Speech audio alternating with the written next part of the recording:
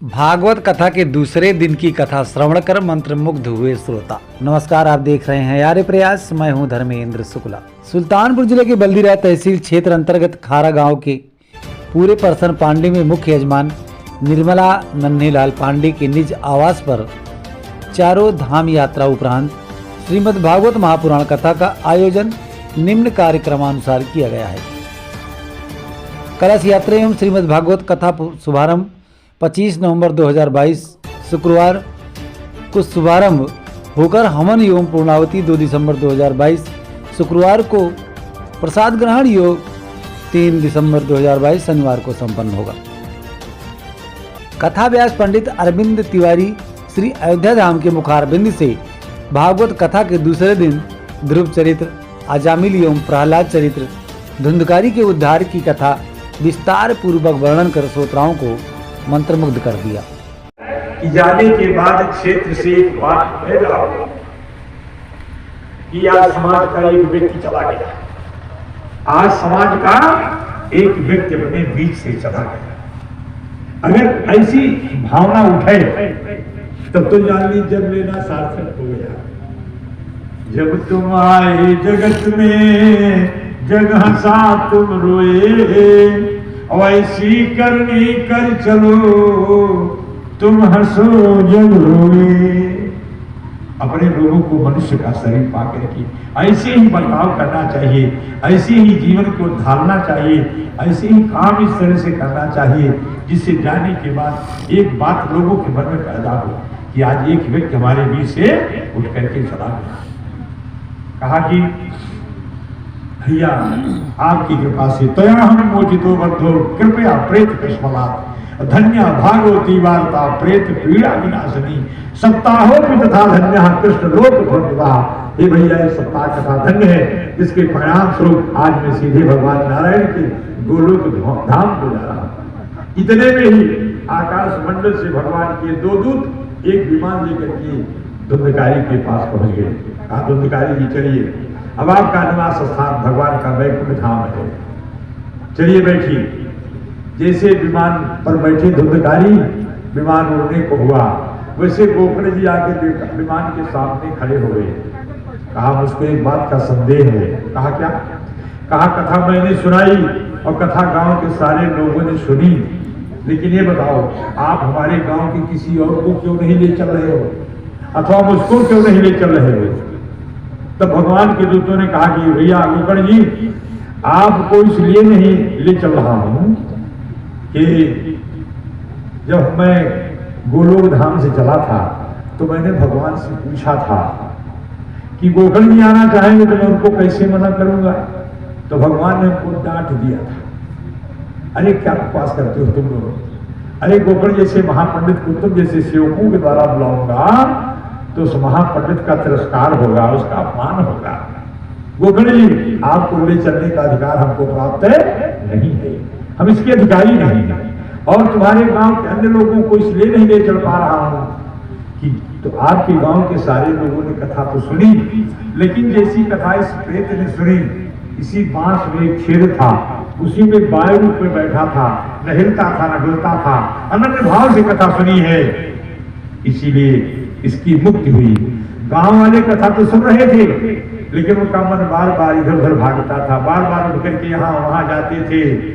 इसे तुम्हारे गांव वालों ने एक चित्त से कथा नहीं सुनी है, इसलिए आपके गांव वालों को नहीं ले चल पा रहा हूं। कहा कि सुनो भाई, श्रवण से विभेदेन फल भेदोष संसितः। गोकर्ण भगवान के दूतों ने गोकर्ण से कहा कि श्रवण के भेद से फल का भेद हो गया। श्रवणम तो कृतम सर्वैर्ना तथा मननम कृतम। श्रवण तो कथा का सारे लोगों ने किया, लेकिन जैसा मनन इस प्रेत ने किया वैसा गांव के आगे किसी व्यक्ति ने नहीं किया।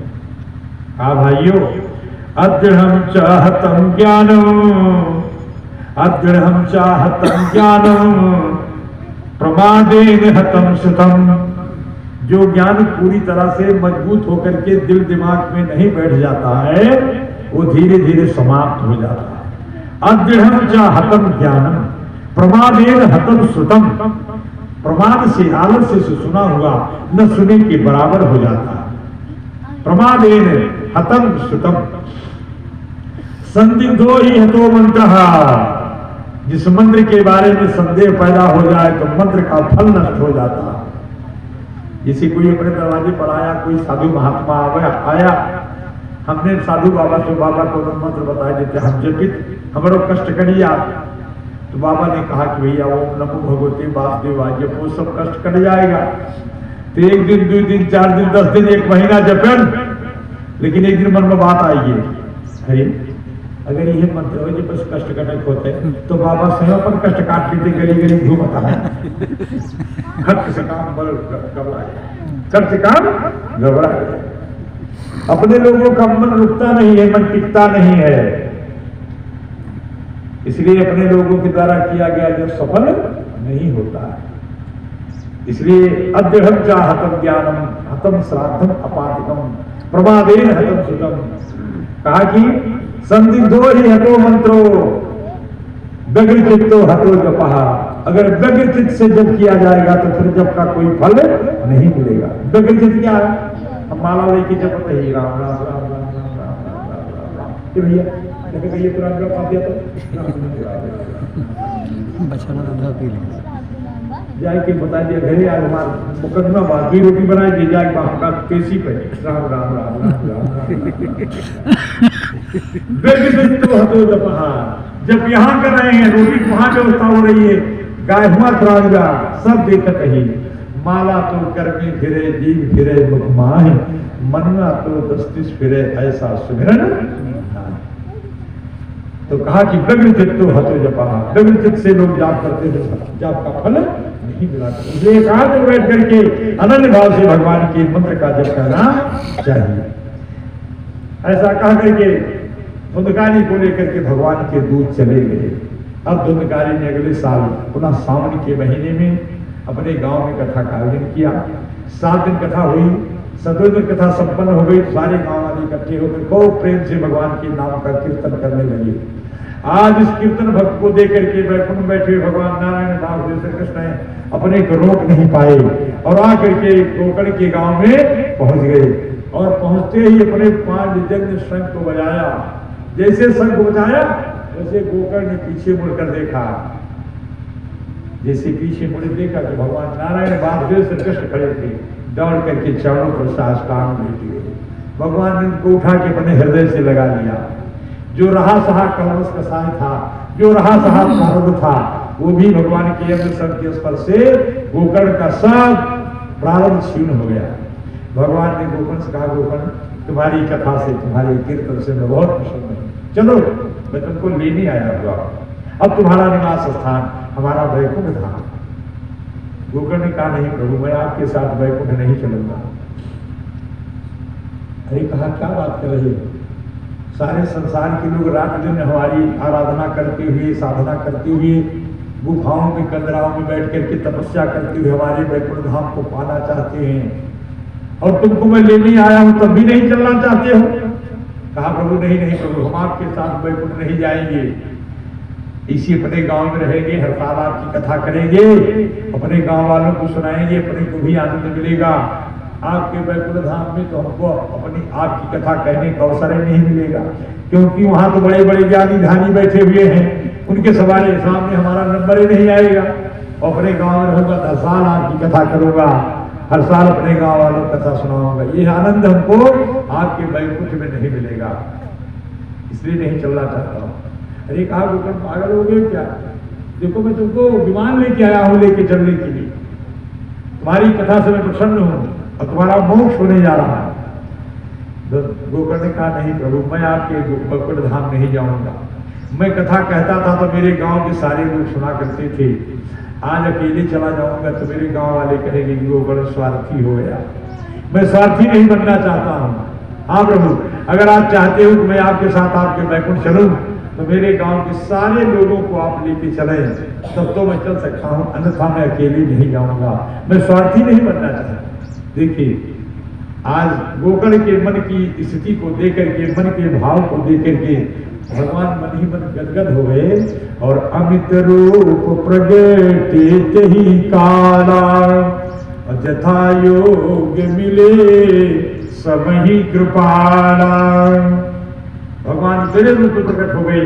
जितने उस गांव के लोग थे सबको अपने हृदय से लगाया, सबको अपने समान बनाया और विमान में बैठा करके लेके चलने को हुई। अभी ये कदम विमान आगे बढ़ा था, इतने में धुंधकारी गोकर्ण का, अरे प्रभु विमान रोकिए, विमान रोकिए। कहा क्या बात हो गई गोकर्ण, कोई छूट गया क्या? अरे कहा तो बताता हो, रोकिए। विमान रुक गया। जैसे विमान रुका वैसे गोकर्ण ने अपने साथियों से कहा, गांव वालों से कहा, अरे भैया उधर चला, उधर चला, प्रभु क्षमा करा, हम आपके साथी न चल पाओ। कहें गोकर्ण, तुम्हारी वजह से तुम्हारे गांव के जो लोग अनधिकारी थे, जिनको वैकुंठ का अधिकार प्राप्त नहीं था, उनको भी वैकुंठ लेके चल रहा हूं और फिर भी नहीं चलना चाहते हो। अरे कहा प्रभु बड़ा भारी पाप होने जा रहा। कहा कैसा पाप? कहा प्रभु हमारे गांव के पुरुषों को, स्त्रियों को, सबको लेके आप चल रहे हो। हमारे खूंट में हमारी गाय बनी, हमारे बैल बने हैं, भैंसे बनी है, बछड़े बने हैं। ये तो कल से पानी के भाव में चिल्ला चिल्ला के प्राण दे देंगे। हमारे गांव में सबको आप लेके चल रहे हो, इनको खुराक भोजन कौन देगा, इनको पानी कौन पिलाएगा? एक कल से चिल्ला चिल्ला के प्राण दे देंगे। प्रभु हम लोगों के यहाँ सायंकाल में या दिन में भोजन बनता था तो हम लोग अन्नकूट करते थे, पक्षी भी खाते थे, चिड़िया भी खाती थी, कुत्ते बिल्ली खाते थे। अब हमारे गांव में कल से भोजन बनने बंद हो जाएगा तो लोग कुत्ते बिल्ली कहाँ खाएंगे? ये चिल्ला चिल्ला के प्राण देंगे। इसलिए प्रभु क्षमा करें, हम आपके साथ नहीं चलना चाहते। हाँ, आपके साथ हम तभी चल सकते हैं जब हमारे गांव के पशुओं को, पक्षियों को, कुत्तों को, बिल्लियों को, सबको अपने गोलोक धाम देके चलिए, तब तो मैं चलूंगा, अन्यथा नहीं चलूंगा। भगवान ने देखा वो हो, ये गोकर्ण सामान्य व्यक्ति नहीं है, ये साक्षात शिव है। ये साक्षात शिव है। जो प्राणी मात्र के हित की बात सोचता है वो शिव कहलाता है, जो केवल अपने हित की बात सोचता है वो जीव कहलाता है। ये तो साक्षात शिव है। ये सोच करके भगवान नारायण ने उस गांव के पशुओं को, पक्षियों को, कुत्तों को, बिल्लियों को, सबको अपने समान बनाया, सबको लेकर के अपने गोलोक धाम को चले गए। कथा प्रेमी सज्जनों, जो प्रश्न सौनक इत्यादि ऋषि ने सूत जी से और जो प्रश्न सनक, सनंदन, संत कुमार और सनातन से देवर्षि नारद ने पूछा था कि कोई महान से महान पापी हो, आतताई रहा हो, जो भागवत कथा सुना हो, भागवत कथा सुनने से जिसका उद्धार हो गया हो, उसी के परिप्रेक्ष्य में यह आत्मदेव धुंधली, धुंधकारी और गोकर्ण से संबंध रखने वाली कथा सुनाई गई। सायंकाल की वेला हो चुकी है, भगवान सूर्यदेव अस्ताचल में पहुंच चुके हैं, इसलिए कथा को यहीं पर विराम दिया जाता है। दूसरे सत्र की कथा हम लोग रात के 8 बजे से प्रारंभ करेंगे। बोले वृंदावन बिहारी लाल की।